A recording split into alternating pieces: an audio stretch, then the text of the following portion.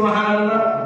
আল্লাহ বলেন যারা গুনাহ করার পরে শুধু তাওবা করেন, এক নাম্বার আল্লাহ বলেন বান্দা 80 বছরের জিন্দেগি শুধু গুনাহ করেছো, সাকরাত আরম্ভ হওয়ার আগ মুহূর্তে তওবা করেছো। এক নাম্বার হলো এ বান্দা তোমার গুনাহগুলো আমি আল্লাহ ক্ষমা করে দেই।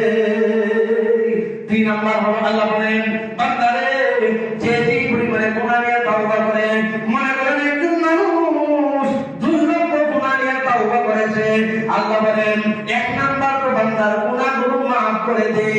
দুই নাম্বার হলো আল্লাহ বলেন ওই গুনাহগুলো আমি আল্লাহ সওয়াব দিয়া বদলে দেই। সুবহানাল্লাহ। তাহলে আল্লাহ এক নাম্বার কি করেন বলেন? গুনাহ মাফ হলো ভাইরা।